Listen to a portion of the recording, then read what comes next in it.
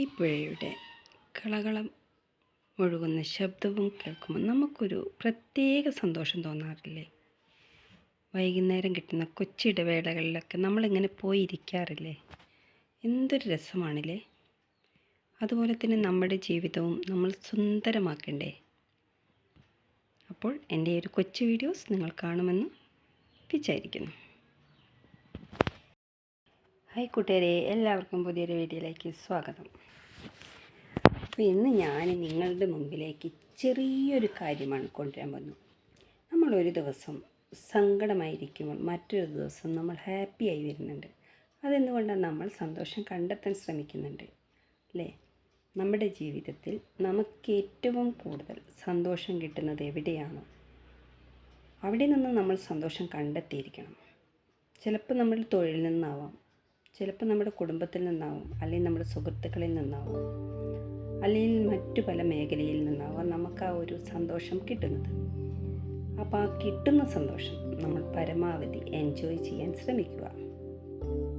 സങ്കടപ്പെടുത്തുന്ന കാര്യങ്ങൾ ചിന്തിക്കുമ്പോൾ നമ്മൾ എന്ത് നല്ല കാര്യം ചെയ്തോ അത് നമ്മളൊന്ന് ആലോചിച്ചിട്ടുണ്ടെങ്കിൽ നമുക്ക് നമ്മുടെ സങ്കടം മാഞ്ഞു പോകുന്നതാണ്. ഒരുപാട് പ്രതിസന്ധികൾ പല ആളുകളും നേരിടുന്നുണ്ട്, ശരിയല്ലേ? പല വിധത്തിലാണ് ആ പ്രതിസന്ധികൾ നേരിടുന്നത്. ചിലരൊക്കെ ഒറ്റപ്പെട്ടിരുന്ന് കരയാറുണ്ട്. ചിലർക്ക് കുറേ കരഞ്ഞു കഴിയുമ്പോൾ അവരുടെ മനസ്സ് ശാന്തമായി, ശരിയല്ലേ? അപ്പം ഇന്ന് നമ്മൾ പരിഹസിക്കുമ്പോൾ, ഇന്നിപ്പോൾ നമ്മൾ മറ്റൊരാളെ പരിഹസിക്കുക എന്ന് വിചാരിച്ചോളൂ. നാളെ ചിലപ്പോൾ നമ്മളെ പരിഹസിക്കാൻ വേറെ ആരെങ്കിലും ഉണ്ടാവും.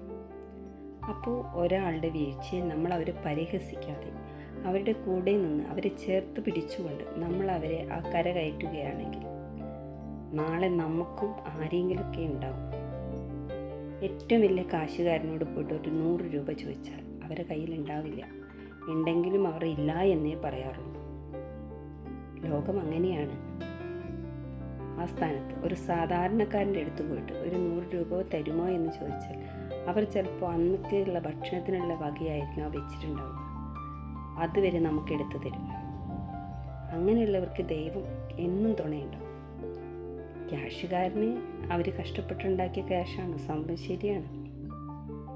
പല കാര്യങ്ങളും ചെയ്തിട്ട് അവർ സമ്പാദിച്ചു കൂട്ടിയതായിരിക്കാം. എന്നാലും അതിൽ നിന്നൊരു 10 രൂപ കൊടുക്കാത്ത ഒട്ടനവധി ആളുകളുണ്ട് നമ്മുടെ ലോകത്ത്. ഒരു 10 രൂപ കൊടുത്ത് വിചാരിച്ചിട്ട് ഒന്നും സംഭവിക്കാൻ പോകുന്നില്ല. അതിൻ്റെ ഇരട്ടി അവർക്ക് നാളെ ഉണ്ടാക്കാം. അതുപോലെ ഒരു നേരത്തെ ആഹാരം കൊടുക്കുന്നത്, ചില വീടുകളിലേക്ക് ആഹാരം കൊടുക്കുന്നത് വേർതിരിവ് കാണിക്കും പണിക്കാരോട്. എന്തിനാണത്? എല്ലാവരും മനുഷ്യരല്ലേ. അവരെടുക്കുന്ന പണിയൊക്കെ ആ വീട്ടിൽ ആ വേലക്കാർക്ക് പറ്റും. പക്ഷേ അവരെ കൂട്ടത്തിലെത്താനും അവരുടെ കൂടെ നിന്ന് ഭക്ഷണം കഴിക്കാനും ഒന്നും പറ്റില്ല. അവരുണ്ടാക്കിയ ആഹാരം കഴിക്കാം. ഇതൊക്കെ ഒരുപാട് കണ്ടതാണ്. അപ്പോൾ നിങ്ങളുടെ സന്തോഷം കണ്ടെത്തുക. അത് ഏത് വിധം, എങ്ങനെ, ഏത് മാർഗത്തിലൂടെ എന്നുള്ളത് നിങ്ങൾ ചോയ്സ് ചെയ്യുക. ഓക്കെ, അപ്പോൾ നമുക്ക് മറ്റൊരു വീഡിയോയുമായി ഞാൻ നിങ്ങൾക്ക് മുമ്പിൽ വരുന്നതാണ്. അപ്പോൾ ആരെയും തള്ളി പരിഹസിക്കാതെയും ഇരിക്കുക. സന്തോഷകരമായി മുന്നോട്ട് പോവുക. എന്നും എല്ലാവരും ഹാപ്പി ആയിരിക്കട്ടെ.